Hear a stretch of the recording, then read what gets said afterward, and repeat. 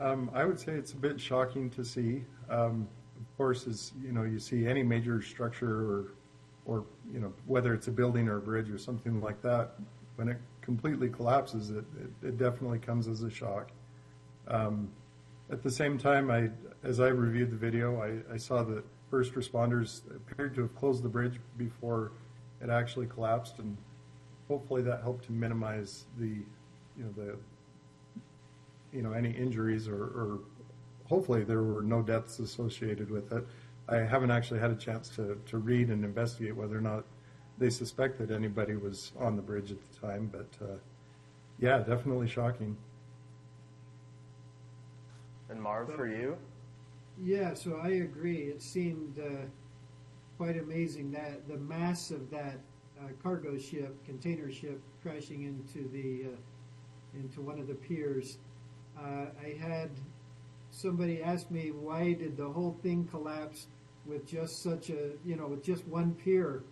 And I wanted to respond that most structures require each and every pier in order to be stable and stay up. So the fact that a complete pier was taken out by a cargo ship it's not surprising that the bridge collapsed.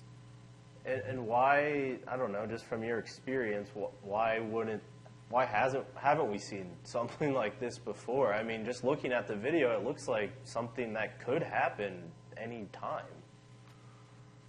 Yeah, that's actually I was doing a little bit of reading about that this morning, and it turns out that in about the last 50 years, we've had about 30 or 35 similar collapses from impacts due to barges or ships. But again, because there have been relatively few of them over such a long period of time, we tend to kind of lose track of the fact that this does happen. And of course, not all of them are on this level of magnitude. A similar one, though, that did occur on this level of magnitude was the Sunshine Skyway Bridge collapse in 1980. It's a very similar type of design. Doesn't have a lot of redundancy. It's very efficient, and so it's very cost effective to build a bridge like that. But without proper protection around it, when a barge or something similarly massive collides with it, this is the result. And it's really quite unfortunate, but it's honestly, this might be a bit of speculation, but I think it's bound to happen again unless we take measures to mitigate for these types of things. Basically just going back and addressing infrastructure that wasn't necessarily designed for the ships or for collisions from ships of the size that we see in the waterways today.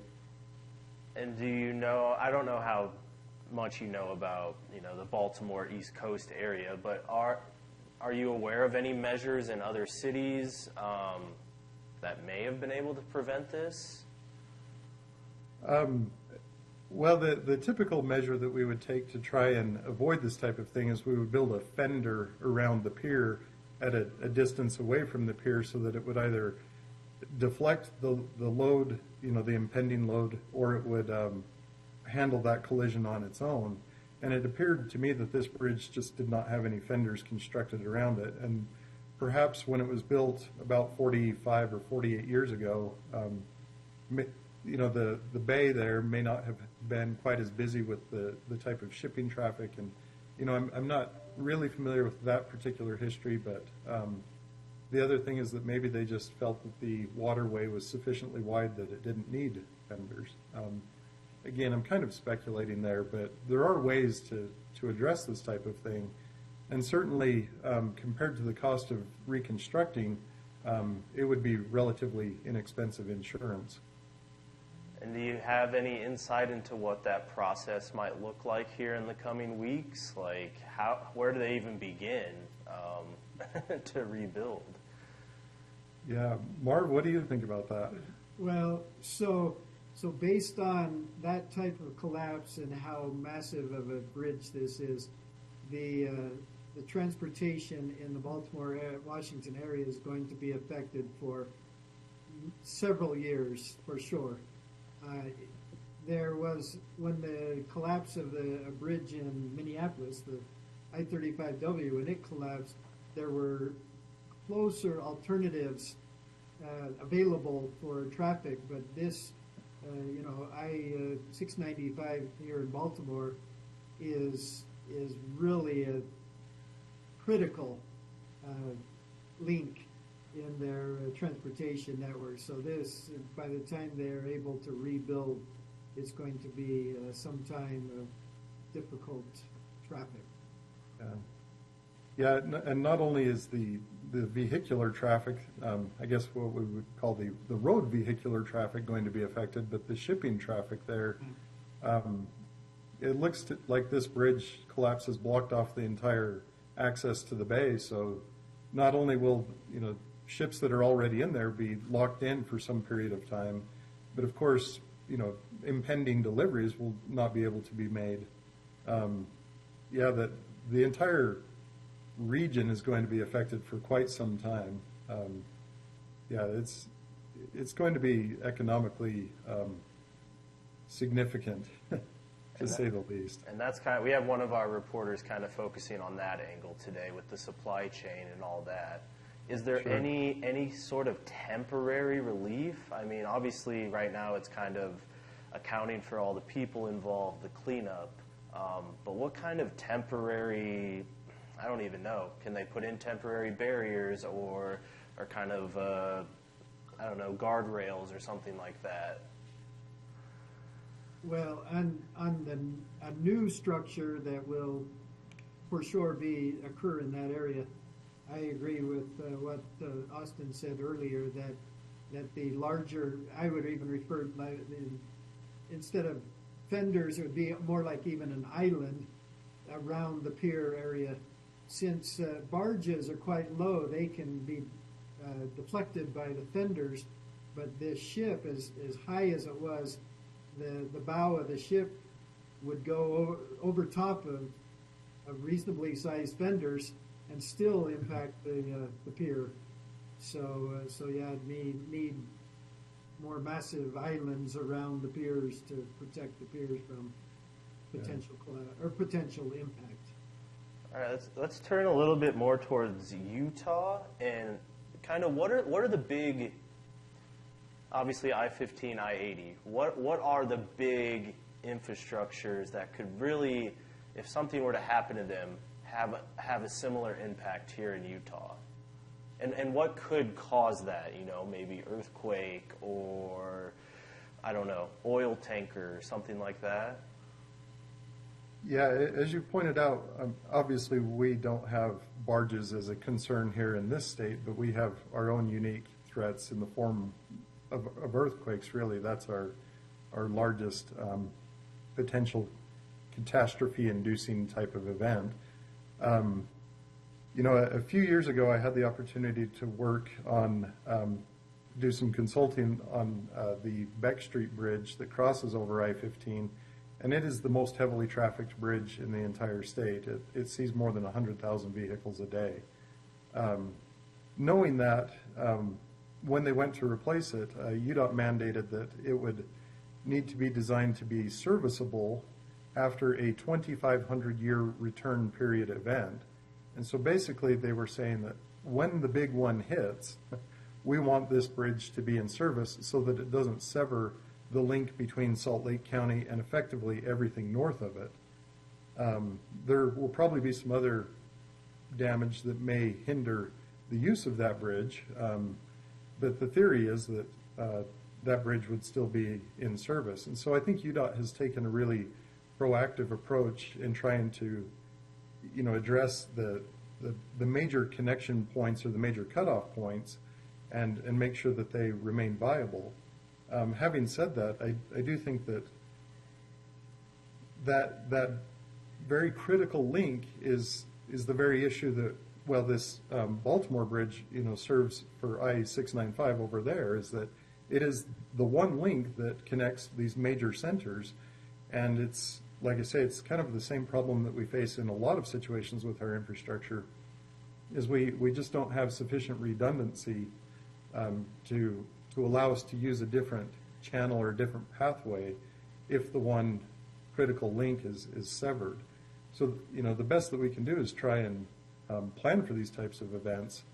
But what we could what we really should do looking forward is try and be a little bit more redundant in all of our systems, so that if a link is severed, we may have something else that can support that. And do you know, is that constantly being looked at, constantly being studied? Like you said, I mean, the Beck Street Bridge is a rather newer bridge, but are those studies continuously going on for other bridges, and like, hey, in the next 10, 20 years, this bridge is one we need to upgrade? Certainly. UDOT is definitely well aware of connectivity issues, and I speak, about UDOT specifically because they are largely responsible for our transportation links within the entire state of Utah. But every conversation I've had with them, they're constantly considering and updating the status of their entire infrastructure inventory. I will give props to UDOT. I think that they've done a great job in identifying weak links and identifying how they can improve those links. Like I say, that the next best thing would be to add redundancy, and that just becomes a funding issue that is outside of their scope.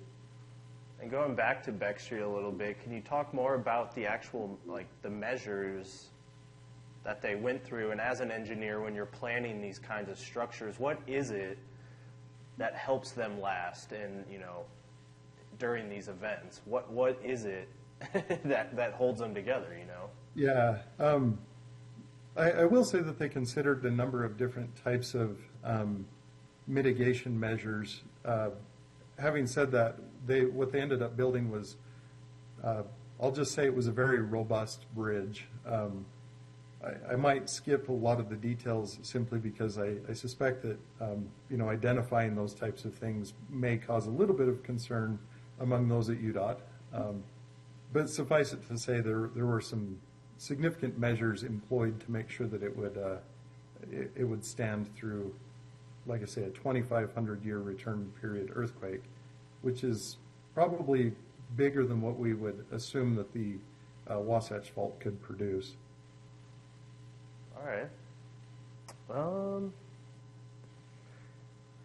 we hit 12 o'clock. I think I'm pretty good. Is there anything else either of you want to add on just kind of, as an engineer in Utah? So one thing I would say, in addition to earthquakes, impact on bridges, even in Utah, is a concern, but it's largely truck impact, and it can also be fire, where tanker trucks or others can take out an individual bridge or overpass. It's not typically as major as what we've seen in Baltimore, but so we UDOT and designers look at ways of protecting bridge piers from truck impact as well, so semis and regular vehicle traffic. But they do occasionally, bridges get impacted from transportation, from traffic here Right. in Utah as well. Marv, you make a really good point, and it's kind of ironic that I would speak more about the earthquakes, since that's right up your alley. We should have mentioned that was your area of expertise, but the impact issue is certainly one of consideration for nearly every structure, and not only from vehicles, but every time bridges are built within a certain proximity of railroads, we also need to design them for impact from errant or derailed rail cars. So these are all considerations that that are brought into the design of these structures. Barges are a completely different story. The magnitude of those loads is significantly higher. Yeah. So I have to say, I admire those who work on those types of structures. That's quite a challenge.